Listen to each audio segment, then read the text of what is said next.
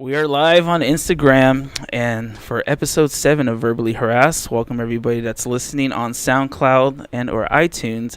And if you're watching on YouTube, if I could get this up in time, welcome everybody. My guest today is a good friend that I've known for a while and a very talented videographer.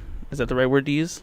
Yeah, videographer and photographer. Talented is not the word to use. Come on, man. Don't use. Come on. It's my buddy Jake. Say hi to everyone. What's up? Thanks for having me, man. Yeah, man. You want to tell a little bit about yourself to people? What do you do?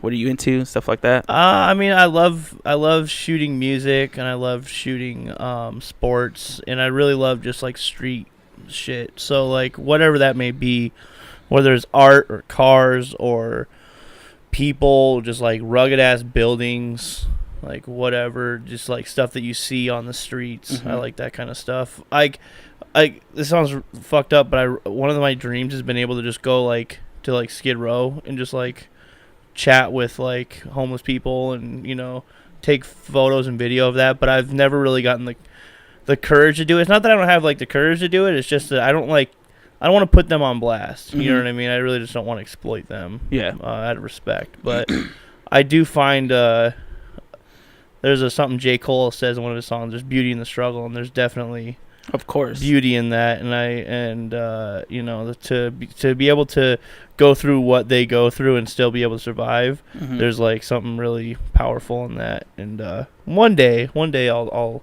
get the balls to go and do it and, talk to them about it. Now, since you do photography and stuff like that, what are you doing right now as far as work?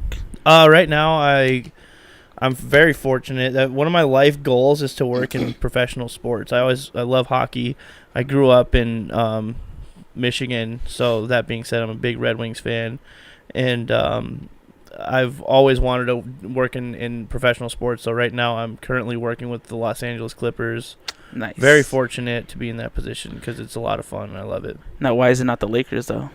Because the Lakers didn't ask me. Oh, damn. The Lakers didn't ask. I mean, I know some Clipper fans, some hardcore Clipper fans and stuff like that. So it's for me, it's always nice to see the pictures that you do when you put them online.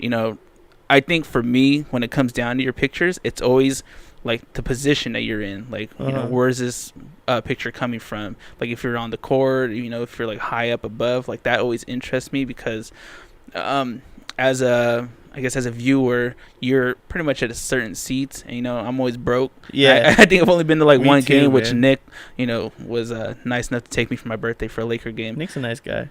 Yeah, he is at times. At times. And just let you guys know, he is here in the room. Ew. Yeah, there you go.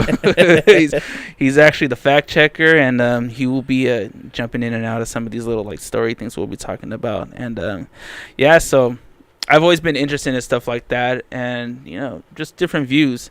How is it? Because you've been on the actual court before, right? When you do pictures, what kind of experience would you? It's say unreal, that is? man. It's unreal. Because like I said, it's always been a life dream of mine. I also, growing up in Michigan, I'm a big Pistons fan as well.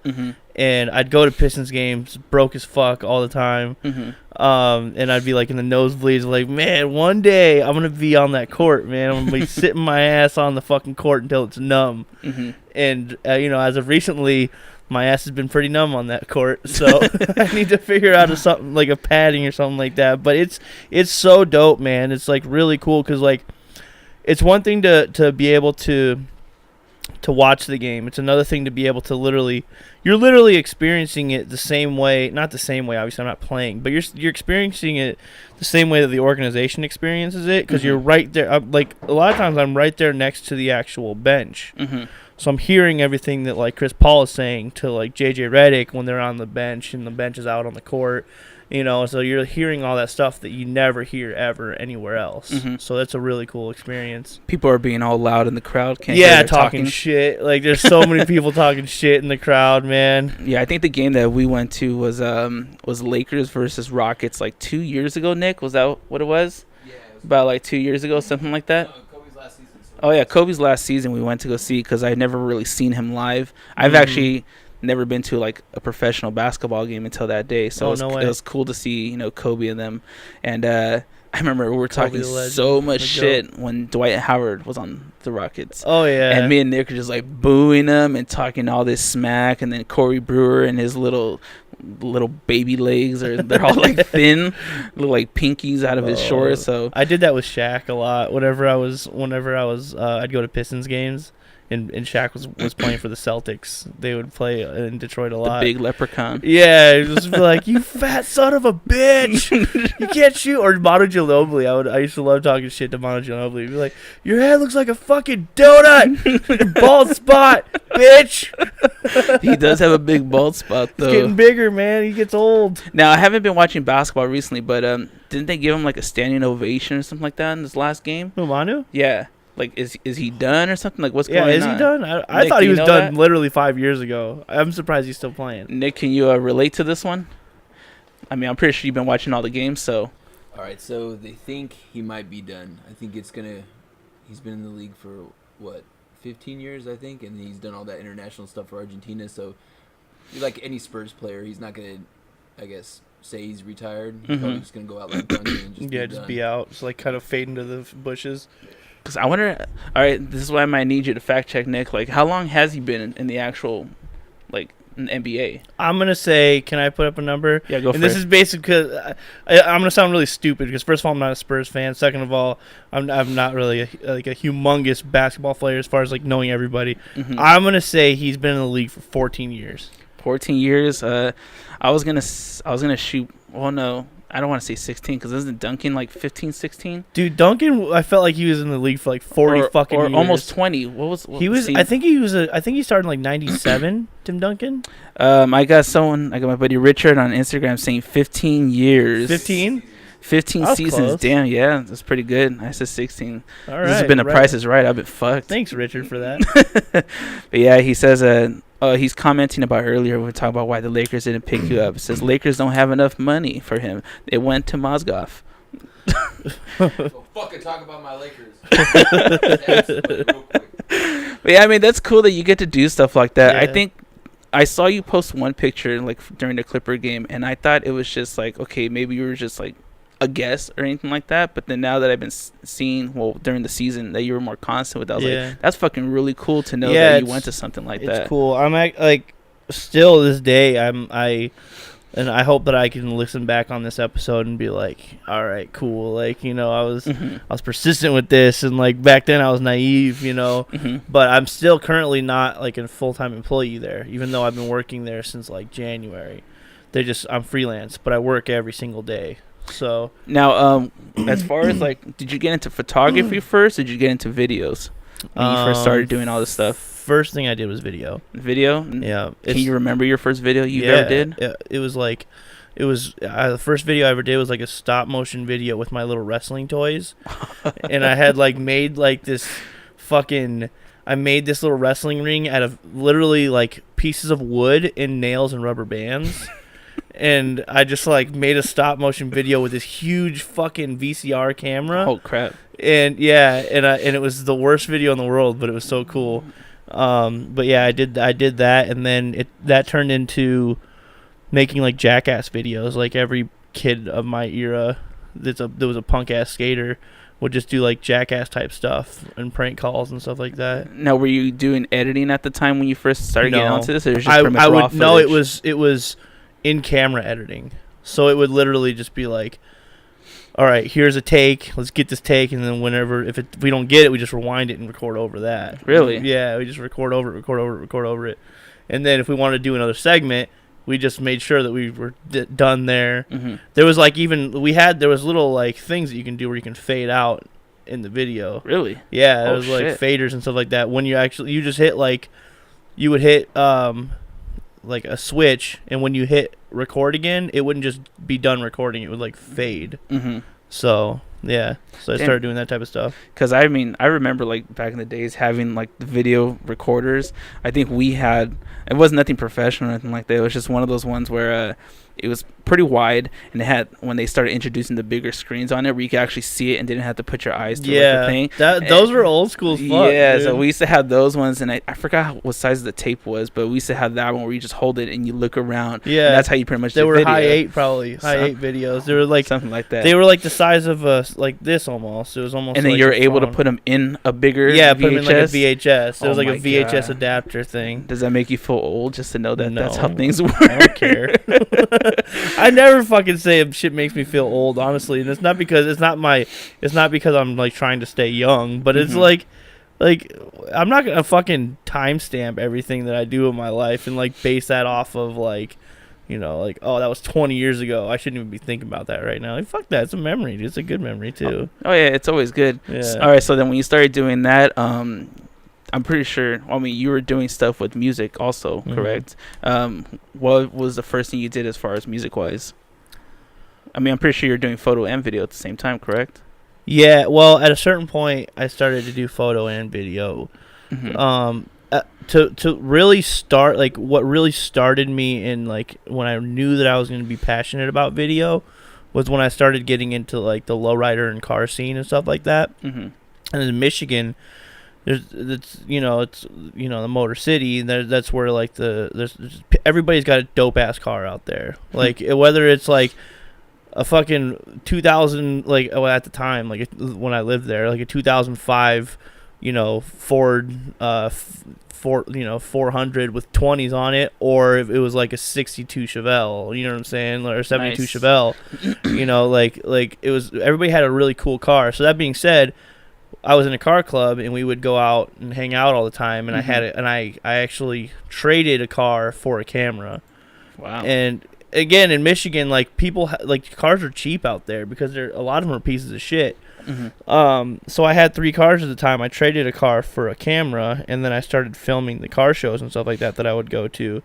And then from there, I started kind of moving into other things. And then I was like, I need to do this in school. So I did it. I took a course in high school, and then at that point, I started to like get a little bit more into wanting to film music. The first music thing I would ever say is this rapper named Shemmy, who was like this 15-year-old kid in Flint, this white dude, and he just would fucking absolutely crush the microphone. And like, no one really knew who he was at the time. And now a lot of people know who he is in Flint. But I mean, on a large scale, no one knows who the fuck he is still. But they should, because he's great. But I did some stuff with him growing up, and then from then I just wanted to do more and more music stuff. So when I moved out to California, I started doing a lot more music stuff, and because there's so much fucking music out here in California compared to anywhere else I've ever been.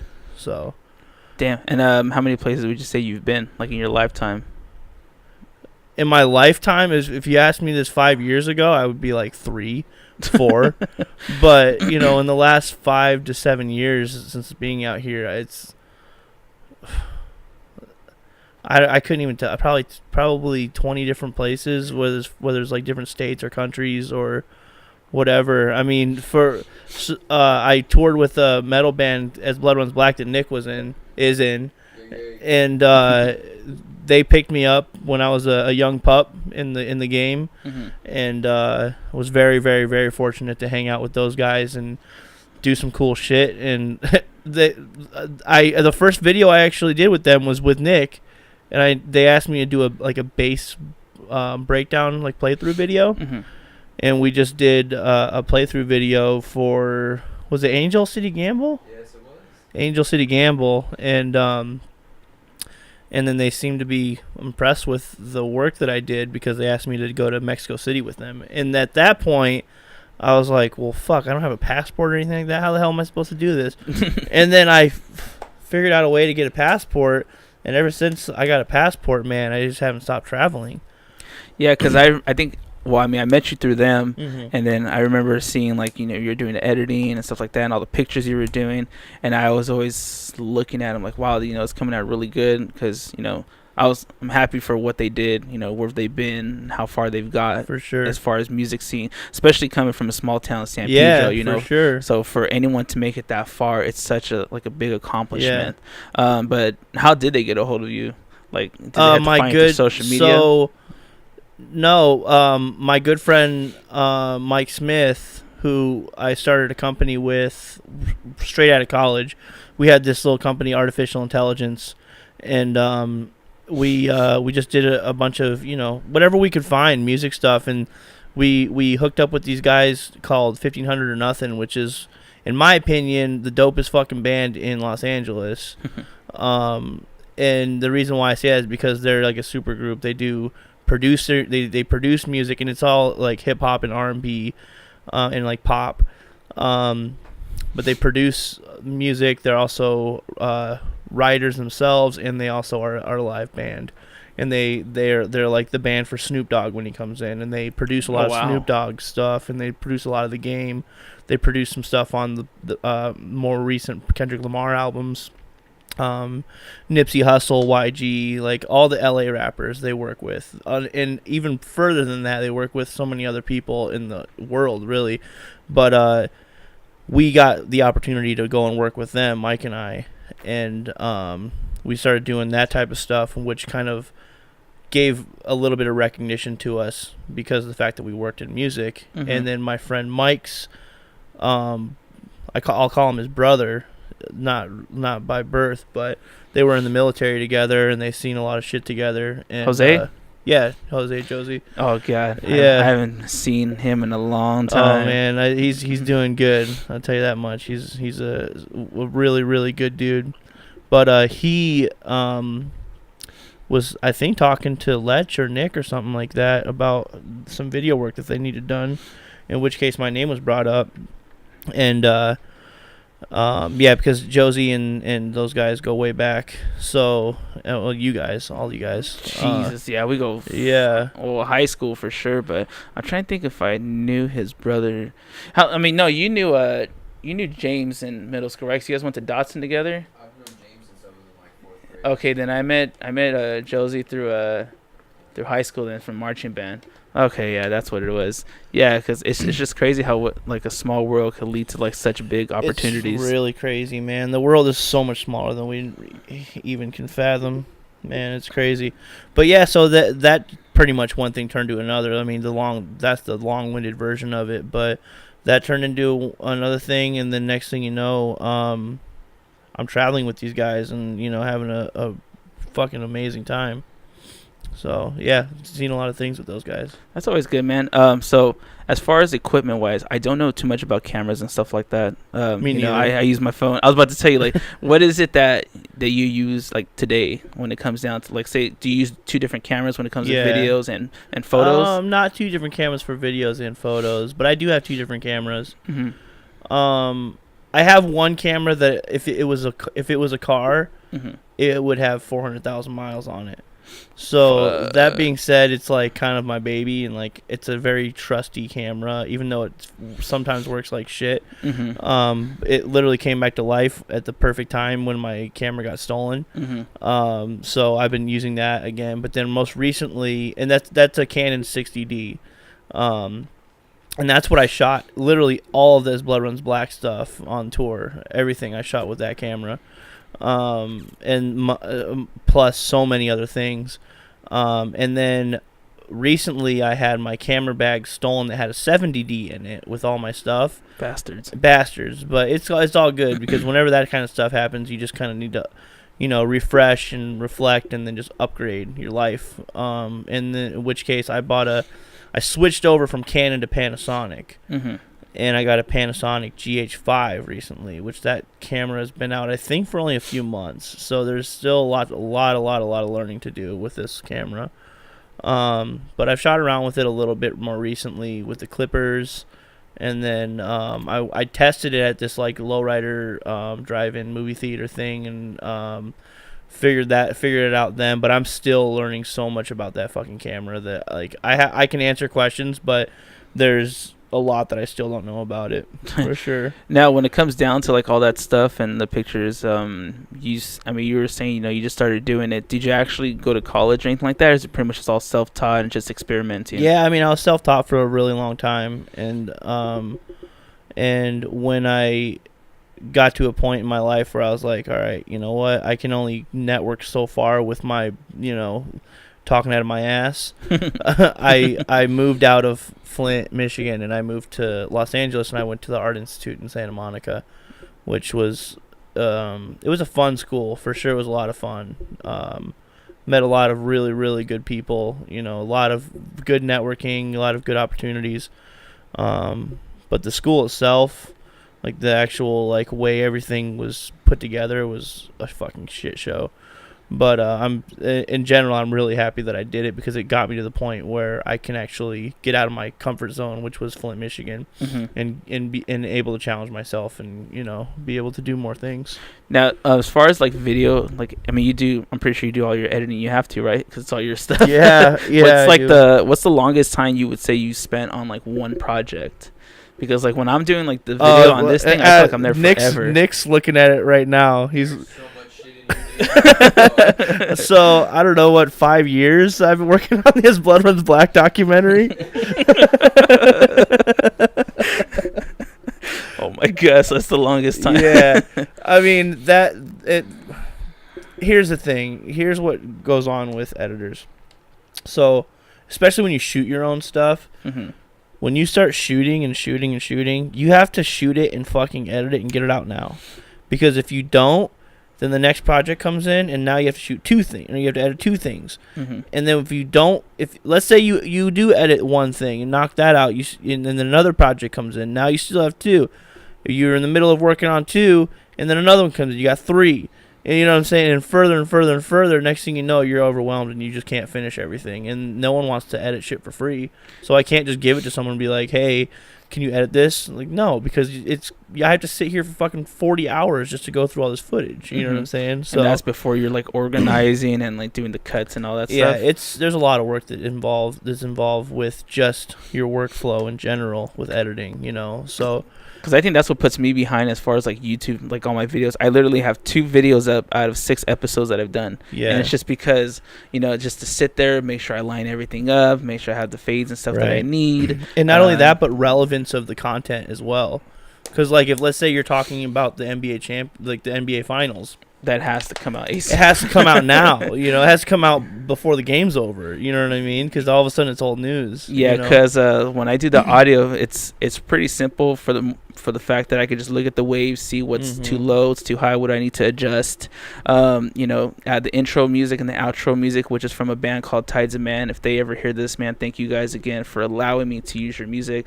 And it's funny because the first video that I put up was episode 1, and it had the music on there, and I got a copyright thing through YouTube. Oh, really? Yeah, and they're like, oh, you know, blah, blah, blah, the copyright this, but I actually asked the guys personally on Instagram a week before if it was okay for me to use their music. Yeah. And they're like, yeah, you know, that's perfectly fine. So in my head, when I read that, I was like, that's good. You know, they already throw it up. Yeah, they said, oh, it's cool, and I told them, you know, I sent them the message, and it's like, they said it was perfectly fine for me to use. So I mean, if you have that, then you can obviously contest it, but if you don't have that, then you're pretty much screwed. But even more so, you need to get like some sort of code or metadata or something like that to encrypt into your file. I believe. Really? It's like it's like a key of some sort that you have to like put into it when you upload it to let YouTube know that you have permission for this type of stuff.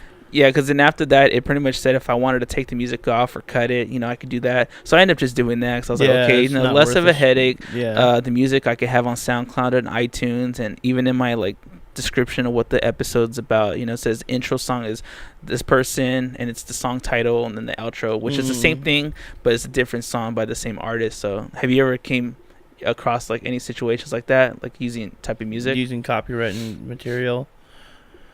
No, I haven't bumped into anything really, but I've been, for the most part, somewhat safe about that. You know, I'll either post it, because a lot of the shit that I post is on Instagram, to be completely honest with you. And a lot of times I'll just use like on location sound.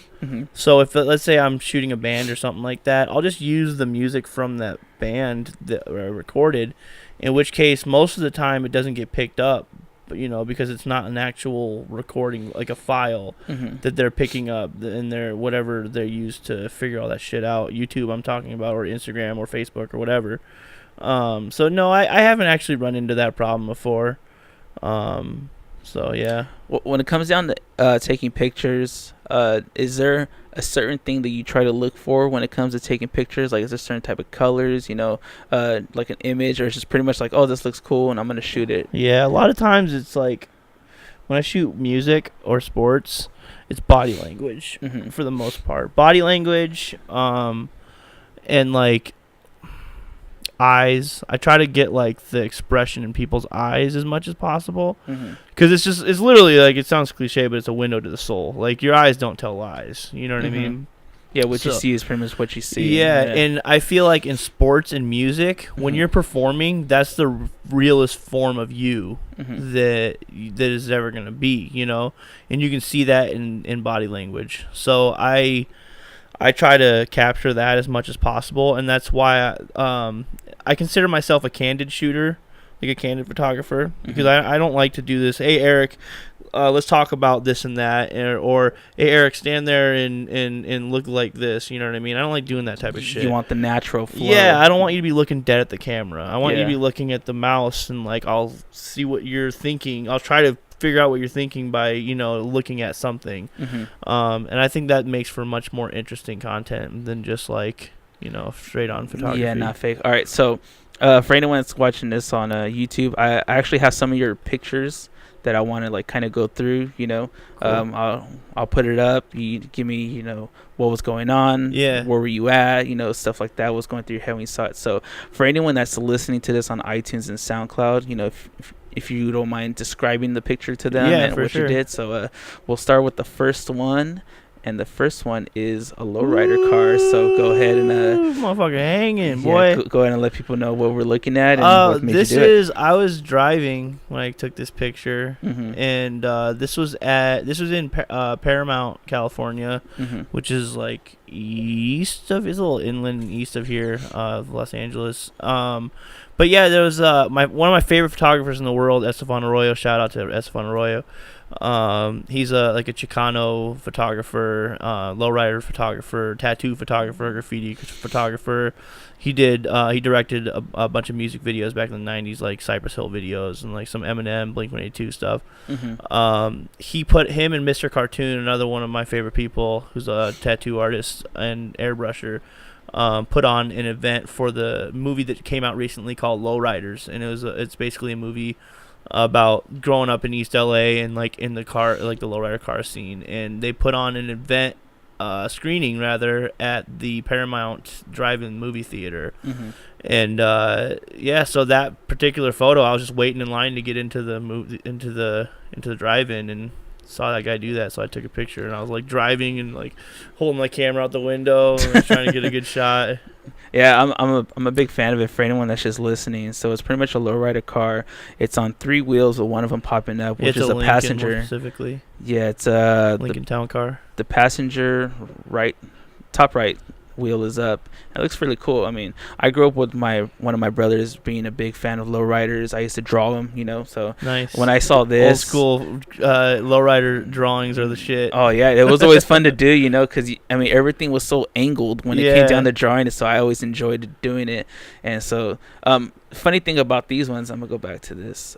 So my brother used to do model cars back in the days. And I still remember this to the point where he used to build them, paint them, and stuff like that.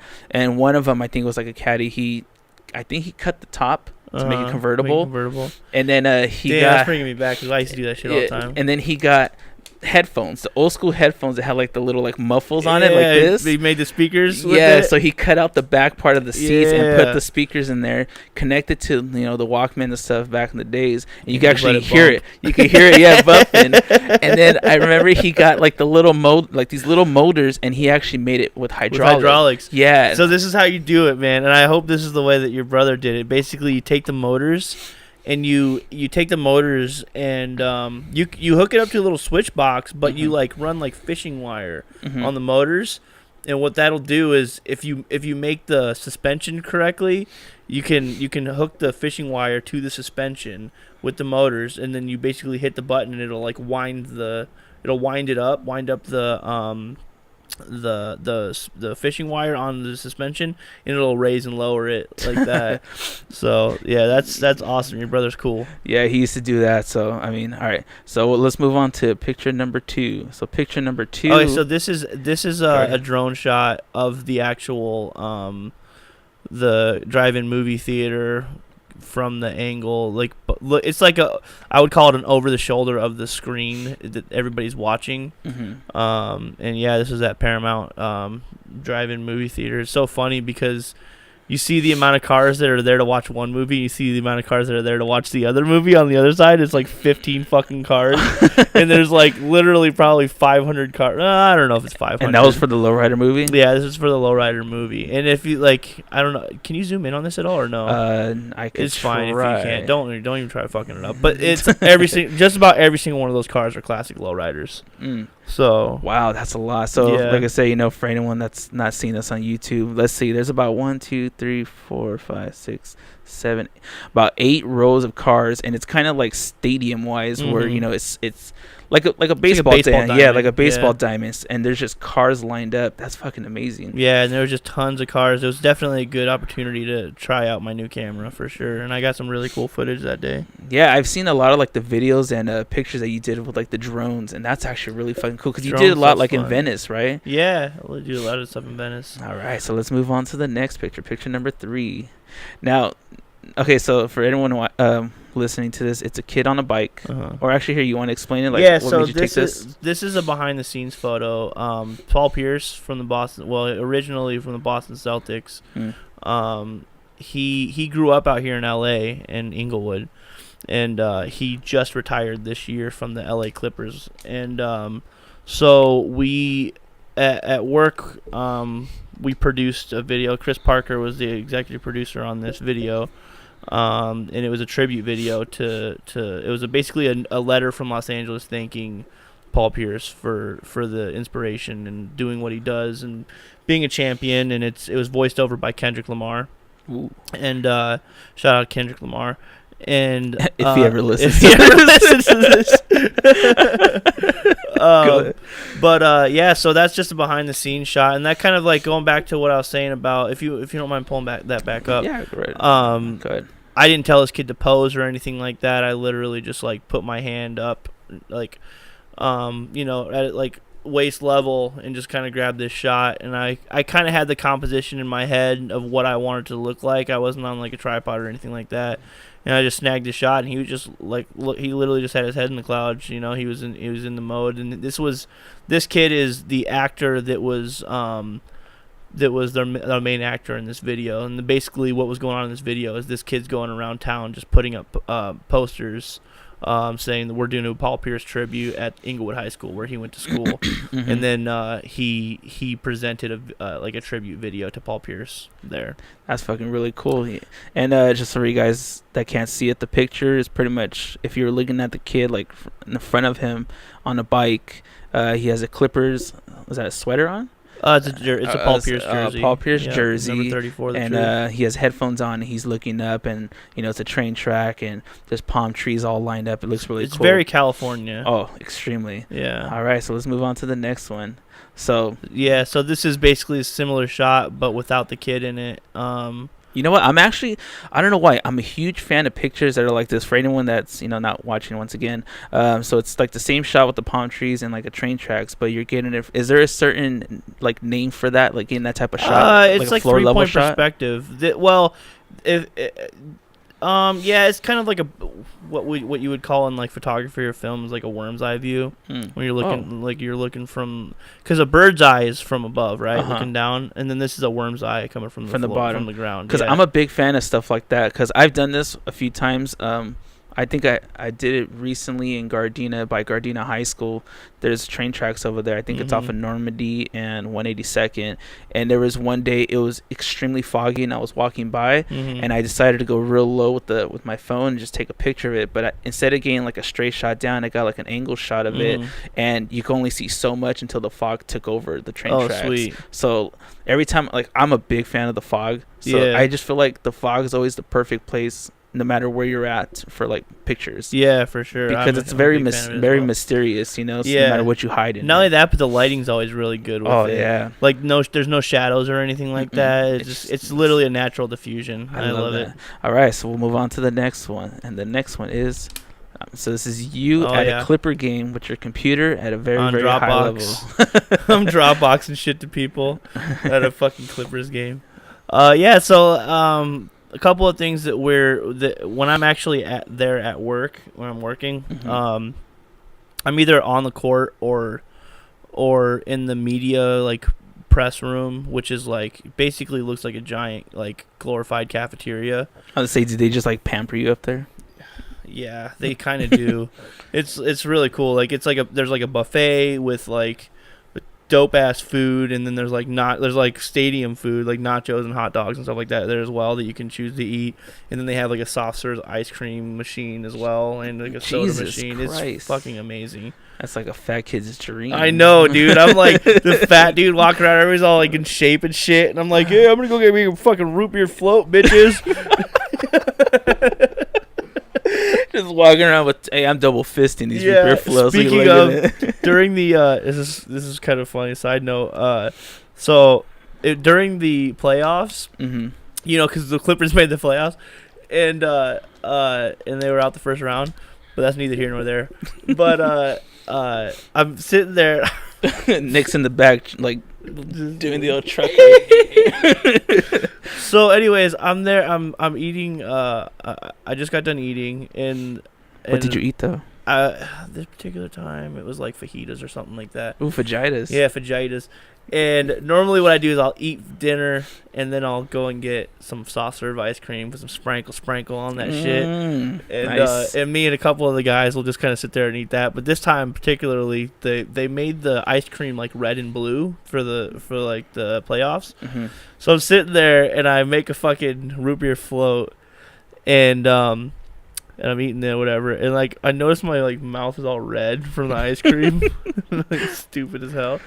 And all of a sudden, in comes this big old crowd of people, and it's halftime, and walking directly across me is Jay-Z and Beyonce, right fucking in front of me, like it's literally as close as me to you. Damn.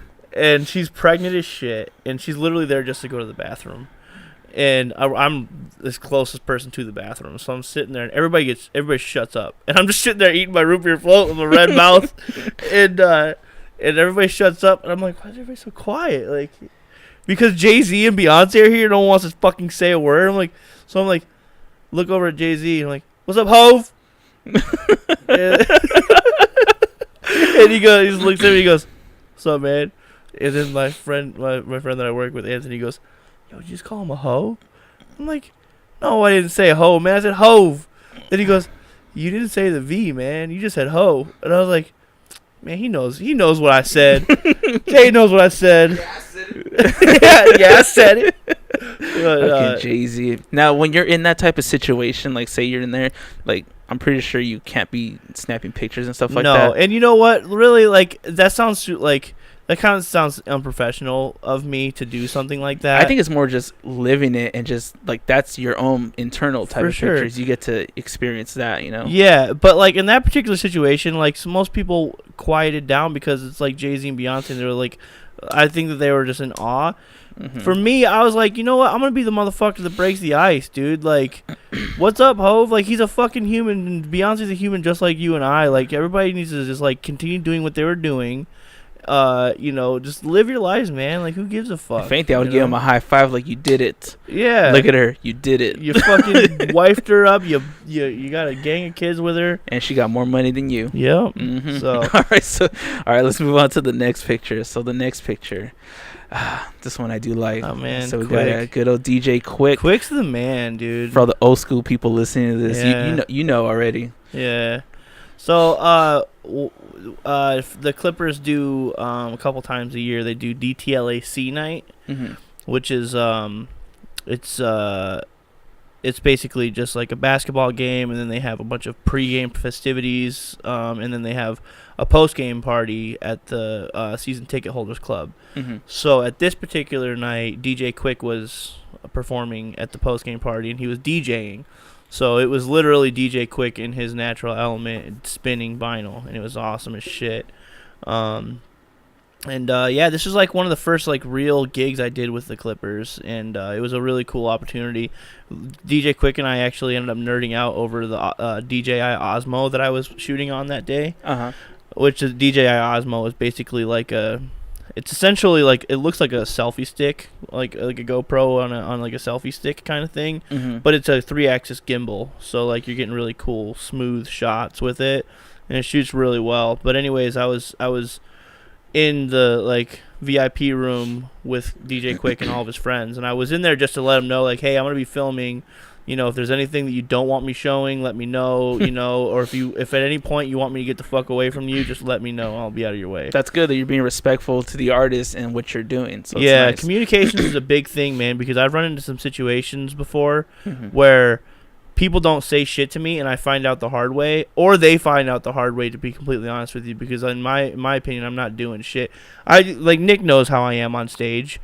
Like I like to get a good shot, so I'll be right there with you. On you the know dick, what I'm saying? just going for it. Yeah, I'll go for it, and I'll get some fucking dope pictures for them. And like that's really what it comes down to. Is I'm trying to get good pictures for you. You know what I'm saying? Obviously, you know, if I get a good picture and it sells me, you know, further, that's nature of the beast. But the majority, the end of the day, I'm trying to get good content for you to share with your fans and your people. You know what I'm saying?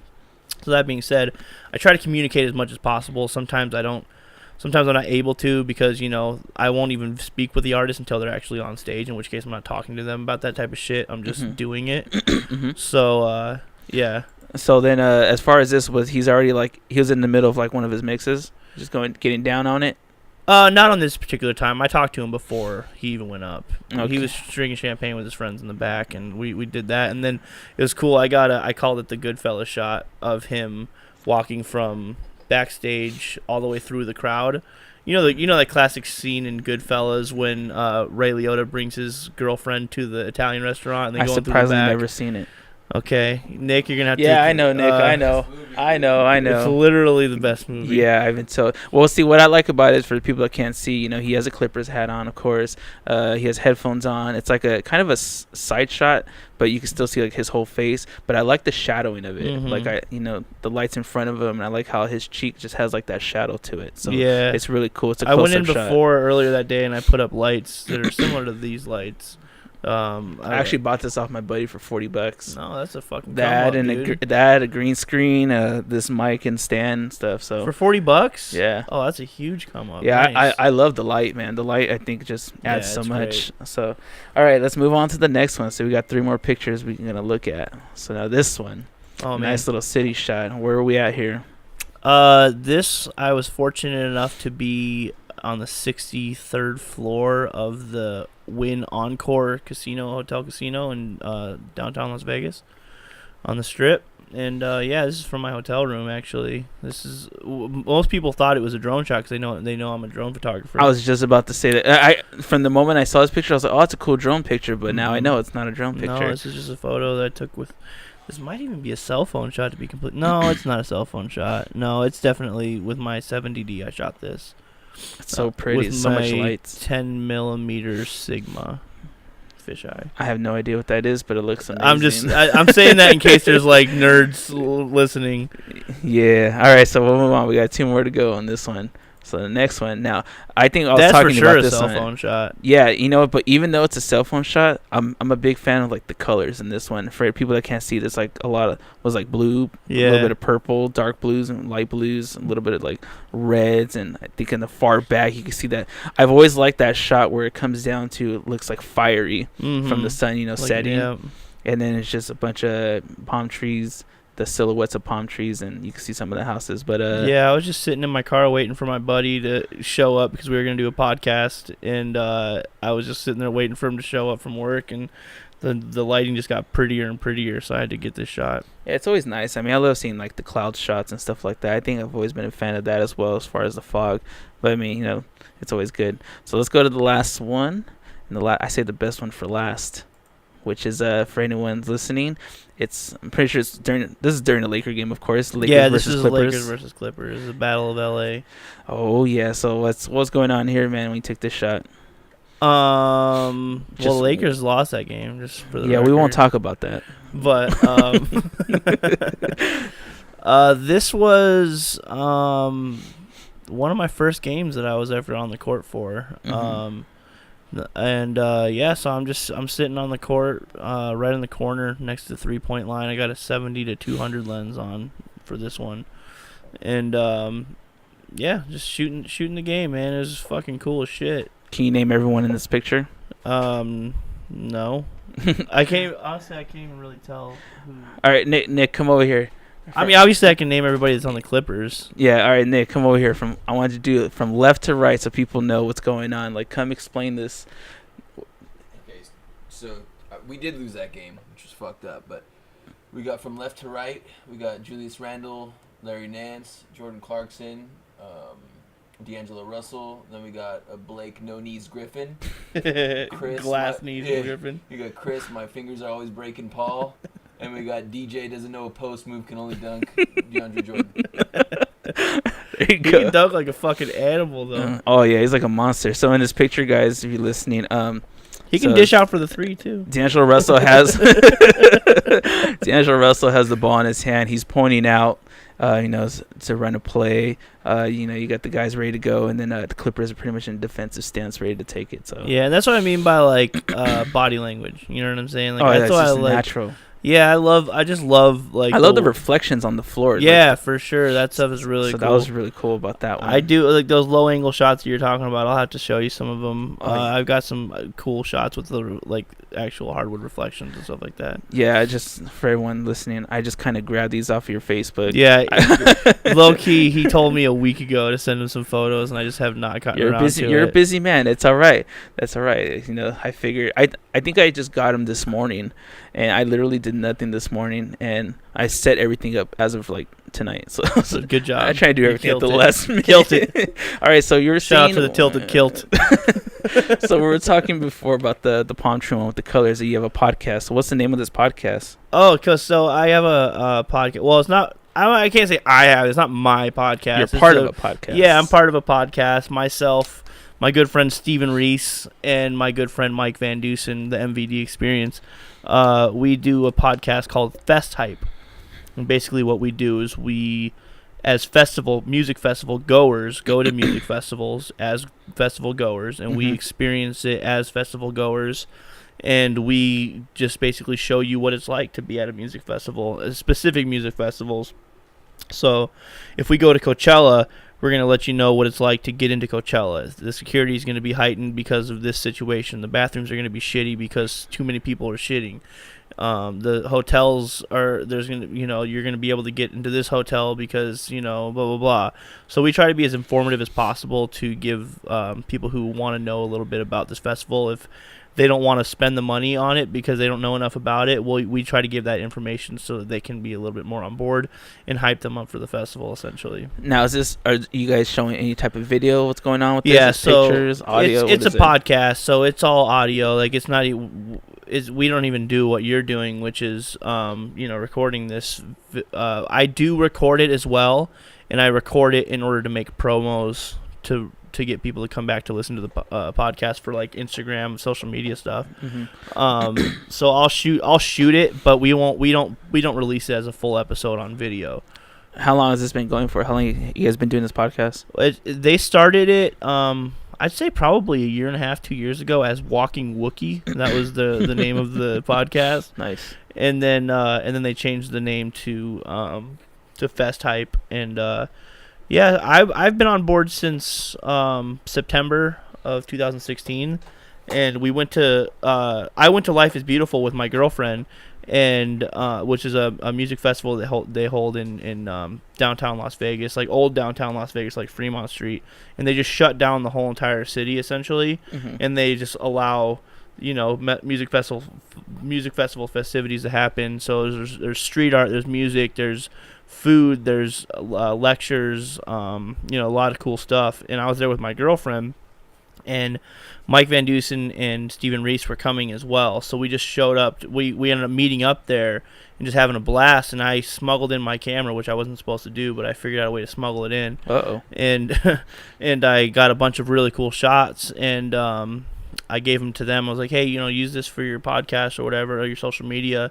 In which case, everything felt so natural to just do that with them. You know, they don't have anybody doing it, so it was like I might as well just join the team if you guys will have me, and it was a no-brainer. So that's cool. Now, as far as the because you talk about like the experience or just being there for the people that can't be there, is it more of like I want to say like if you're going through like the main entrance of it, or is it more of like a backstage type of like behind the scenes type of you thing? mean like when I go, or opposed like, to like well, opposed to like the podcast, like when they talk about it and you just kind of give people the feedback, or even like when you go, let's say when you go, when we go as like just like regular general admission. Like even if they were to give us access, like press access or something like that, we still go general admission because we want to report that. We want to know like how long you're going to be standing in line for to get in, or how much they're going to pat you down. Like if you're going to be hiding drugs, like where to hide it,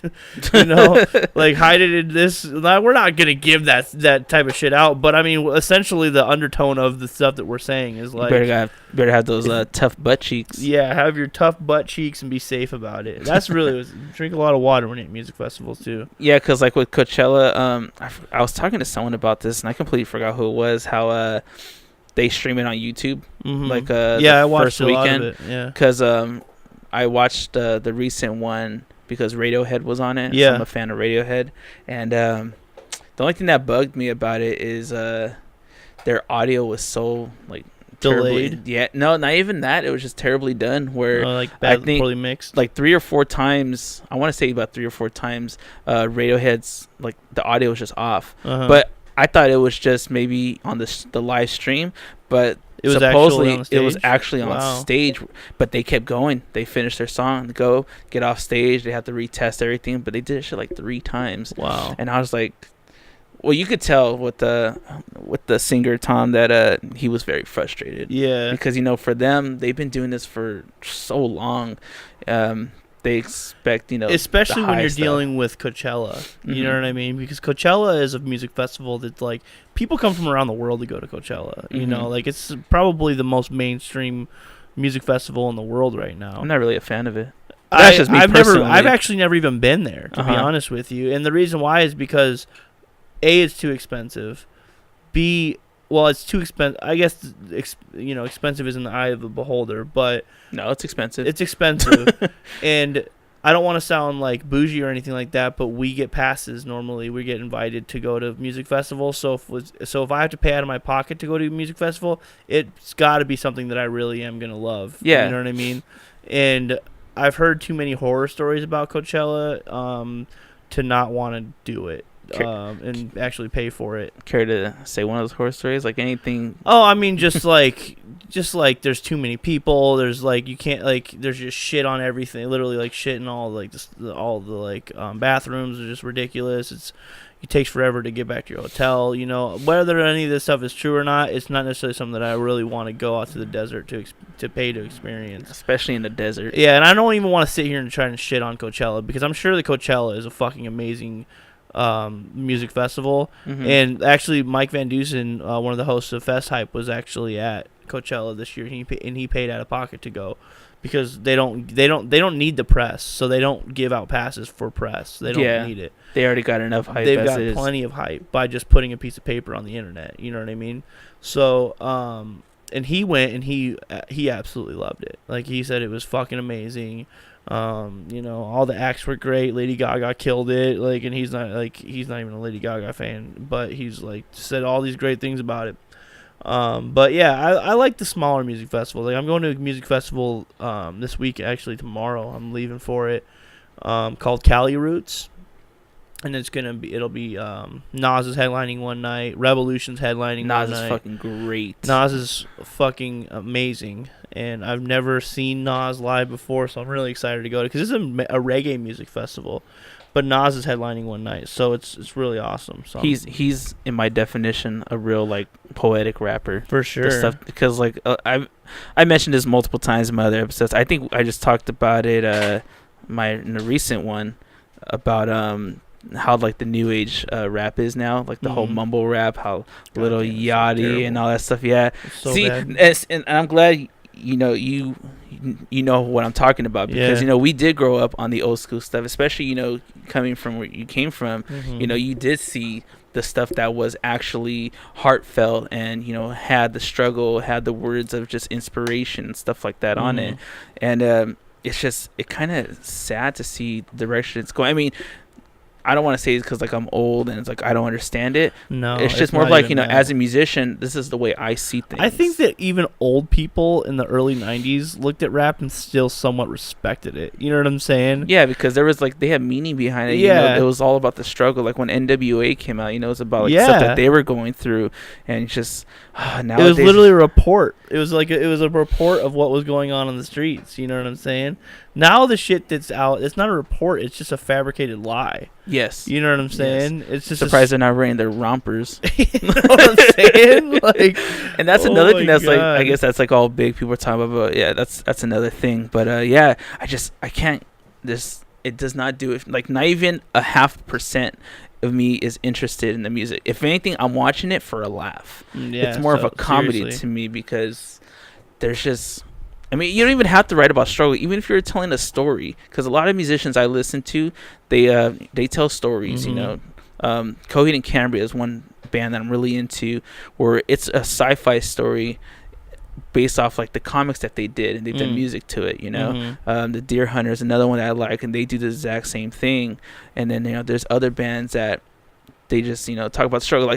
I always laugh, because growing up when I was listening to metal and stuff, people would always tell me, "Oh, you can't how can you understand that?" and blah blah blah. It's well, the music's really fucking good. And I'm pretty sure you remember this, Nick. When I was living in that trailer for a while, and I think we were listening to Mudvayne, and then my cousin came into the fucking trailer I was living in, and or was it my aunt or my cousin that came in on us, and was kind of yelling at Mudvayne when we were listening to it. Do you remember? Yeah. Yeah, just pretty much, because I think it was Pharmacopoeia, which that was the one where they talk about all the drugs, right? Yeah. It's pretty much the entire song is they're listing drugs. I know it's not the greatest thing, but the talent to do something like that and take every single name and make it into a song where it actually rhymed and stuff like that was fucking insane. Yeah, Master Ace is good at that. I don't know if you ever listened to Master Ace, No. but he's really good at that kind of stuff. He's got a song called Soda and Soap, and it's literally he tells a whole story, and the end of each bar is a brand name of soda or soap. That's cool. Yeah. But see, that's kind of a talent, you're actually doing something. I seen a video, and I probably mentioned this before. I feel like a broken record when I talk about this stuff. It's, I want to say his damn name is Lil Yachty and a bunch of other ones. Guys, and they're all hyped for each other rapping. It's just a video of them, rapping, taking turns to a beat. And I was listening to it, I was how are you hyping each other up with this? Yeah. I don't get it.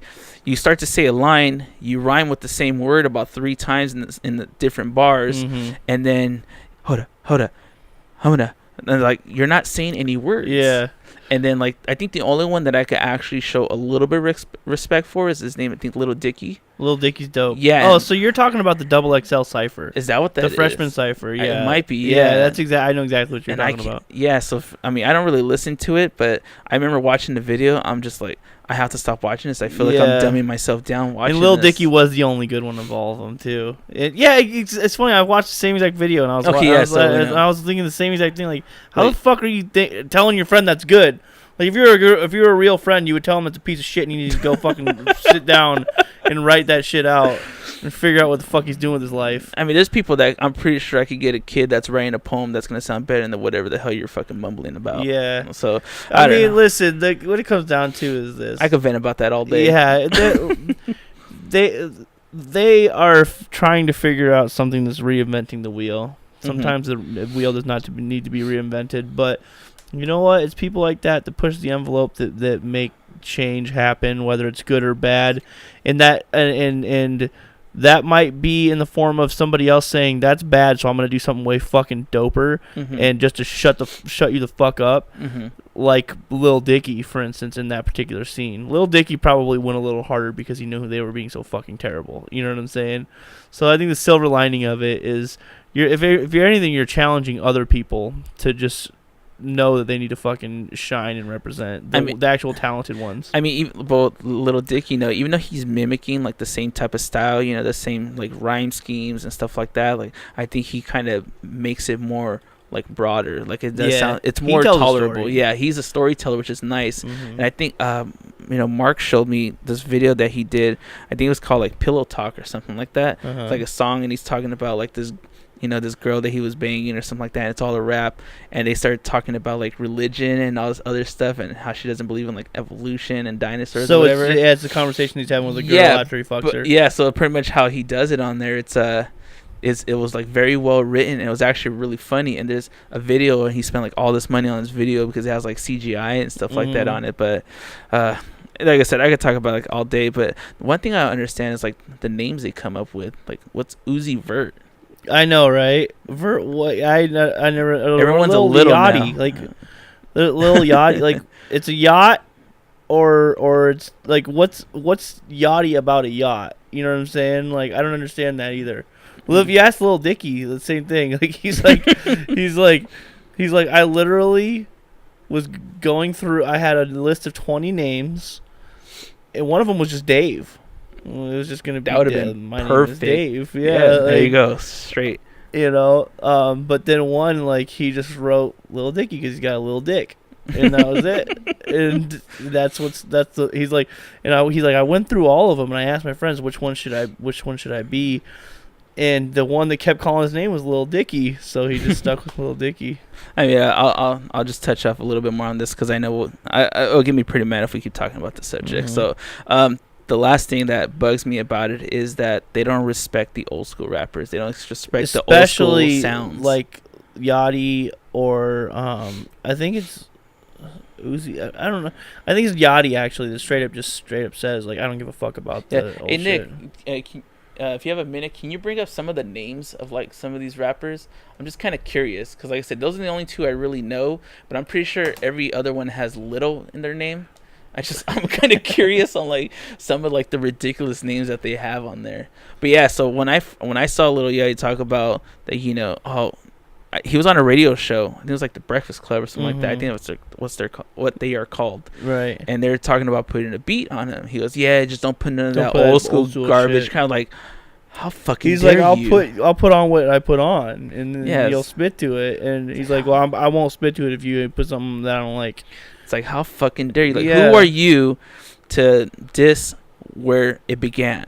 And so it's like it bugs me. I kind of wanted to justify him by saying like, well, I mean, I guess this is he's a little punk. Like it's like he's punk rock. He's like 19 or something. Yeah, it's like what punk did. It's like the Ramones and all those guys. Like, I'm not gonna do what you tell me to do. I guess it's a form of punk in a sense, but at least punk is good. You know what I'm saying? It had messages, At It least had a message to it. Yeah, this is just fucking ignorant and stupid. Mm-hmm. How we doing with it, Nick? Is Wikipedia hooking us up? Yeah, I just looked up like stupid rap names. Vanilla Ice. Vanilla Ice under stupid rap names. You know what? I was actually watching. Actually not watching. I was listening to last night. We were just listening to a bunch of random songs on Twitch, and we started listening to like Power Rangers. How heavy that was back in the days. And then we got to, for some reason, Vanilla Ice, the Go Ninja. The ninja rap, dude. I was just talking about the song yesterday. Oh my god. Go ninja, go. It was so good, dude. Go. Dude, I haven't seen that movie in so long. So good. Secret of the Ooze. Fuck yeah. What was the secret of the ooze, though? Did they ever say what the secret was? It was just the ooze. Just green jizz. There's no secret about it. I mean, it was a metaphor it's just for nuclear jizz. It was just another reason for Shredder to just bust all over something. I'd watch that. Anything? Nothing? No, nothing. All right, well, for let's anyone just say listening, there's bad rap names out there. I'm just going to make up one. I'm going to call myself like Little Fats. Little Fats? Yeah, I'll just go with that. And I'll just start making up rhymes and stuff like that just for fun. And every word's going to end with, hold up.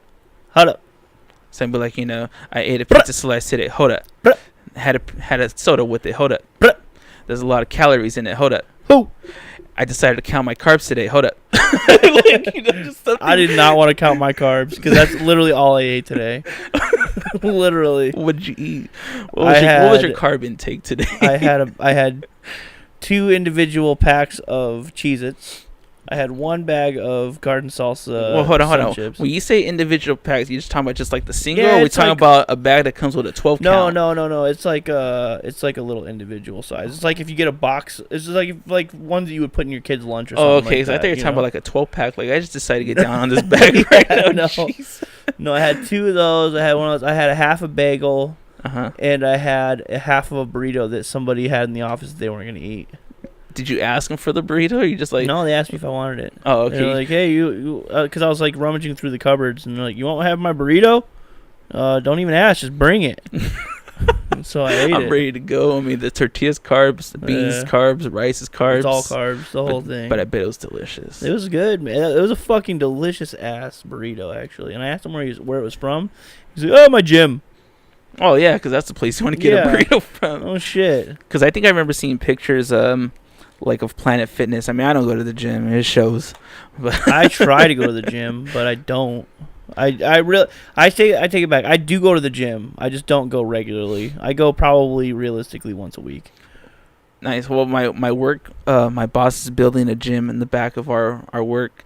We have like a punching bag. We have a Nice. squat rack, bench press, like a slanted bench for like more butterflies and curls. And I tried it every day that I work. I try to hit the bench like at least multiple times. Put like a plate and like some 10s or some 20s. I think the highest I've hit on the bench is like only 180, just because I don't really go on it as much. But it's just nice to know that I can at least do something. Well, you're fucking yoked, so it's obviously working. Where? Where? I think I said on like episode 1 or 2 that when I was like trying to flex, I was like, yeah, I think I was wearing a Nintendo shirt, and I was like, I can't be flexing a Nintendo shirt. I go, and there's muscle there. It's just hidden in the back of the fat somewhere. So I'm in my cutting stage, eating 3 slices of pizza. So With the pizza cutter, that's your cutting stage. hell yeah, hey man, I'm sweating just trying to cut this thing. So Damn, it's I'm pretty getting good. mad hungry. I'm not even gonna lie. Yeah, I This is haven't making me eaten. hungry. Yeah, I actually eaten. haven't eaten since that half burrito at probably 1:00 today. Actually, no, I lied. I did have carbs before I got here. It was like, what time did I tell you I was eating, Nick? That was like, what, 6 o'clock? I had like probably like 3 bites of spaghetti, and that's pretty much it. Just because I felt like I had to eat something before I got anywhere, because I knew if I was to try to do this episode, I'd be like, man, I'm fucking starving and stuff like that. So, now as far as, let's go back to your whole video and photography and stuff like that. Well, I mean, you already said you saw Jay-Z and Beyonce. Mm-hmm. What other type of stars and stuff did you meet, talk to, got the privilege to work with besides like DJ Quick and stuff? I've gotten to meet. I met Snoop Dogg, which was Nice. awesome. How's he? He's exactly how you would expect him to be. He's Snoop Dogg. Like, he's just Uncle Snoop. Like, he's just the coolest. I met him, smoked blunts with him actually, which was really cool. I like he said blunts, like Mhm. not one. No, It's yeah, plural. it's blunts.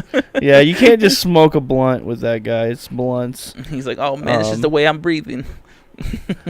So that I mean, I saw Kendrick Lamar recently at a game, and I took a couple pictures of him, like candid style, aka stalker style. Man, who else have I met?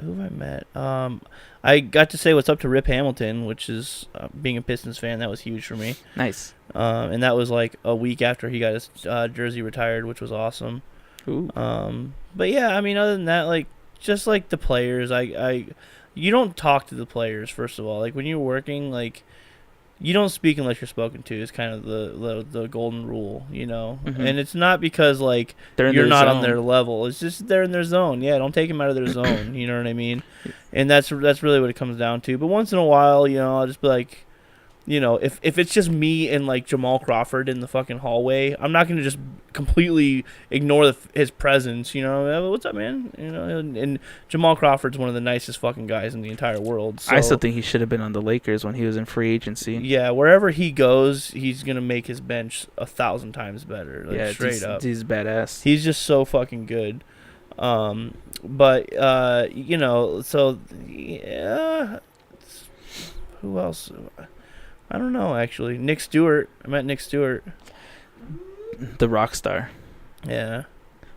one of the best bassists in the world. Yeah. Fuck yeah. Now, you were telling me before we started this something about Eva Longoria. Ooh, she's and hot. like I said, I'm a huge fan of her. I never really watched her in like that. Was it she in Desperate Housewives or something like that? But I remember seeing her in the George Lopez show, and I just well, speaking of that show, I fucking love her when she was on it, and then Constance Marie, I think that's the mom that plays on George Lopez. But yeah, so what went down with like Eva Longoria? She like helped. Well, you if you want to go back to that photo, which one is it? The bird's eye one? Yeah, the drone one. Yeah, so Eva Longoria is in this movie, Lowriders. And when I was there taking photos, Estevan Arroyo saw my Instagram posts, and he hit me up in my DM and said, "Hey, I'm gonna send this to Eva Longoria in the Lowriders movie." And I was like, "Dude, that's fucking awesome. Thank you." And when that happened, she posted this photo and was like, great turnout at this event. Thanks to Jake Albrecht Photography for taking this photo. And then I also made like a little 1-minute video of like all the cars and stuff like that. And she also reposted that as well, which was pretty cool. I can't lie. I woke up in the morning and saw that Eva Longoria reposted my shit, which is such a random thing. And like, this is a straight up random fucking thing in general. But it was cool. She got like 3 million followers, so like I got a couple followers off of that. Just to know that something that you did was mentioned, and she mentioned you. Yeah, it's just like, oh man, I know, it's cool. Something to go home and masturbate to. I know, right? Because I've masturbated to her so many times. Hopefully she's masturbating in my pictures. That'd be cool. She's like, oh my god, look at the turnout. Look at the turnout. Turnout turns to money. I'm going to masturbate to this. Oh, yeah, she's a hottie. But that's cool, dude, that you got to experience stuff like that, You're pretty much doing something that a lot of photographers, videographers wish they could do. Like I said, I'm a big fan of what you do as far as what you post on Instagram. It's great to see where you came from to where you're at now. Yeah, you're pretty much very successful when it comes down to it. I was gonna say something else and I completely fucking forgot. Well, just on that note, while you think about that, like when you say success, one of the things that I've been thinking about a lot lately, first of all, like success is, that can be a multitude of different things. True. When I consider success in my profession, in my particular life, if you can pay your rent doing basically your hobby, that's success to me. You know what I mean? If you can make sure that your bills are paid because you're doing what you love to do, that comes as second nature, that's success, So, that's a good way to put it. Yeah, I like that. Like everything that comes after that is just icing on the cake. You know what I mean? So, well, it's good to see that you've made a career out of something that you love to do. Yeah. There you go. Yeah, a little exactly. bit well worded. Yeah. Well, so as far as your pictures and stuff like that, what platforms? If let's say people want to check out what you've done, do you want to plug in where they could catch you at? I mean, most of the time I'm just posting my stuff on social media, and it's mainly Instagram. If you see my Facebook, which is just Jake Albrecht on Facebook, it's pretty much just gonna be stuff that I've reposted from Instagram, and on Instagram it's Jake Albrecht Photography at Jake Albrecht Photography. And then the podcast is at Fest Hype. You want to spell out that Instagram one? Yeah, no shit, right? I was like, I can understand it. I'm already following you, but for anyone that wants to check it out, you want to spell it out. Yeah, so it's just Jake, Jake, and then my last name, Albrecht, Albrecht, and photography, PHOTOGRAPHY. I think that's how you spell photography. PHOTOGRAPHY. Yeah. Nick, can we get a fact check on this? Yeah, man. But no, that's no it. Jake Albrecht here. Photography. So well, that's cool, man. I'm glad What? Yeah. What? Did I catch a niner in there? Well, I mean, if you want, man, we'll call this because I know you got a lot to do tomorrow. Yeah, I mean, you said earlier you have like a long drive and stuff like that. And yeah, I gotta go out to Lancaster, which is far. Always fun though. I hope.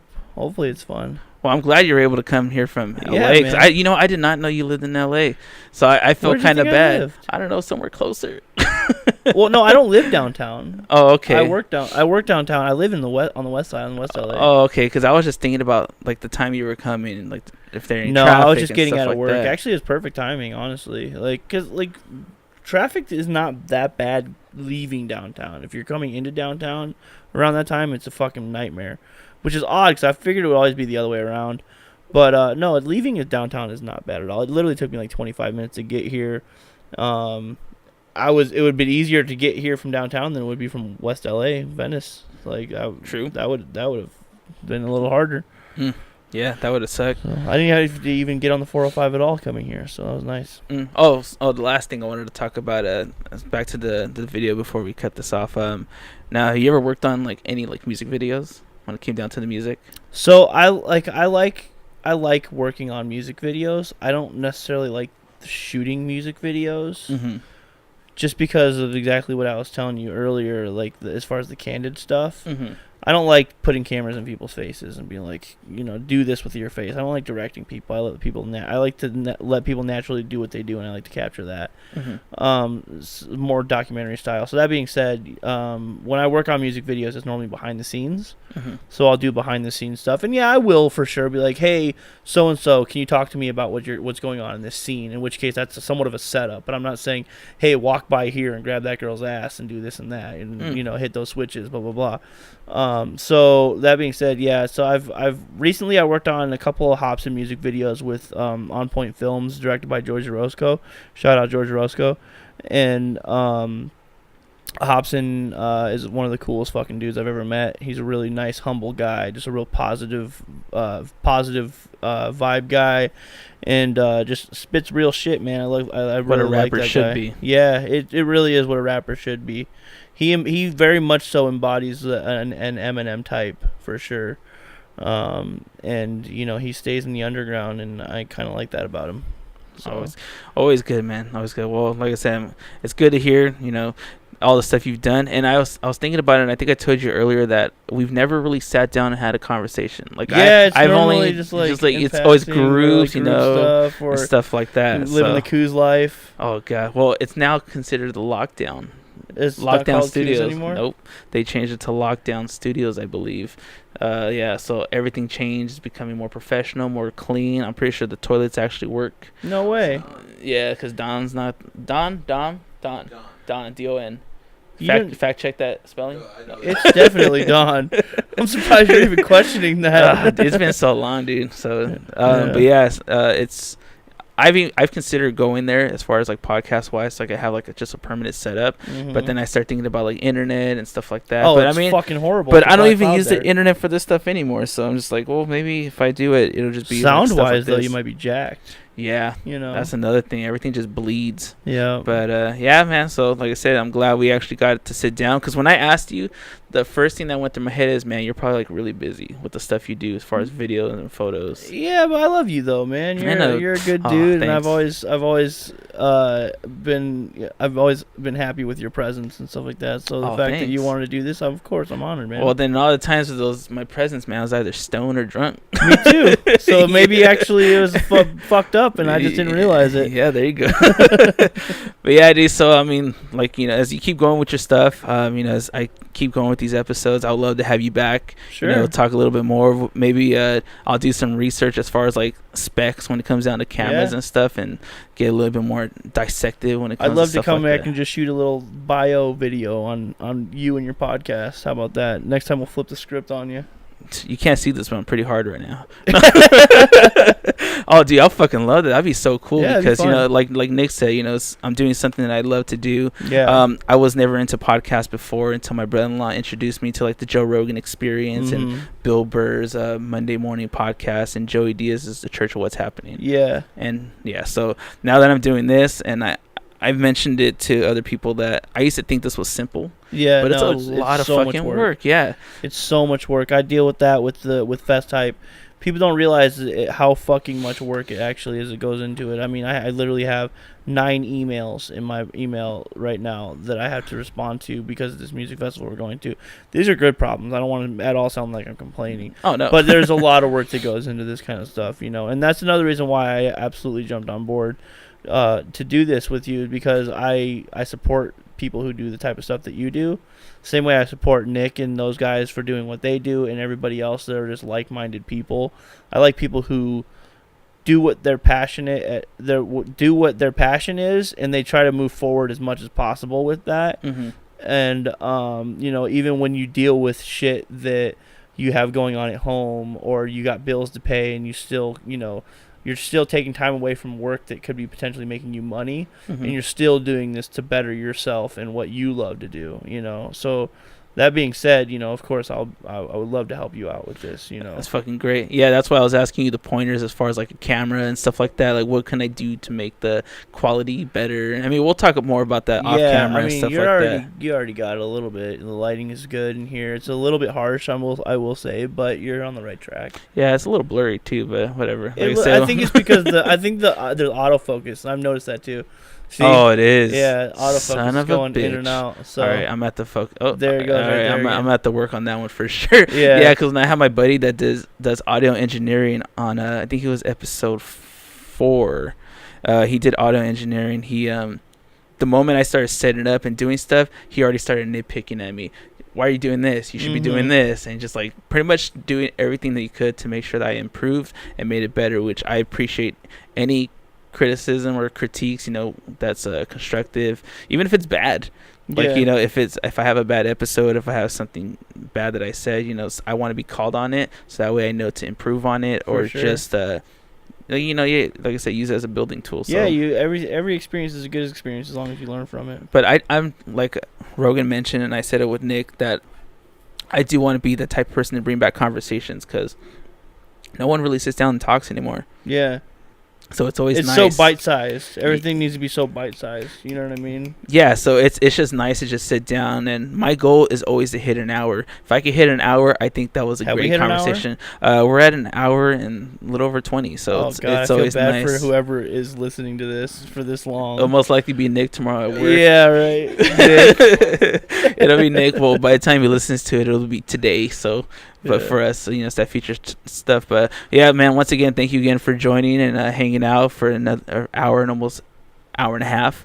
And wish you all the luck. And Yeah, likewise, man. cool, man. For everyone listening on SoundCloud and iTunes, thank you guys again for listening to this. If you downloaded it, thank you for downloading it, following, all that good stuff. If you're watching this on YouTube, which I swear, this is one video I am going to try to get out there for you guys for sure, because I want you guys to be able to see the pictures that he's done, just the great work, and, just him talking about it, and just us looking at it, and you get to get the full experience that I got today. But besides that, I will see you on the next episode, which will be 8. I kind of have in mind who I want it to be, but I won't know until for a couple more days when I start to ask the people around. Thank you to Nick also for helping with the minor fact checking and the stories, autofocus. If it's not going to be Spencer as doing fact checking for me, it will be Nick. He was actually the original person to do it, and then Spencer was runner up, because like my sister told me in the past episode, you need a fact checker, because I'm pretty sure all the stuff that me and Carlos talked about in the past episode was wrong. And I do need to correct myself on one thing where I said something about going to a movie theater in El Segundo. I said El Camino, and that's a school And a car. So yeah, I had A fucking sweet I had car. to pretty much smack myself for that one. But yeah, thank you guys again, and we'll catch you on the next episode. So peace out. Peace and love.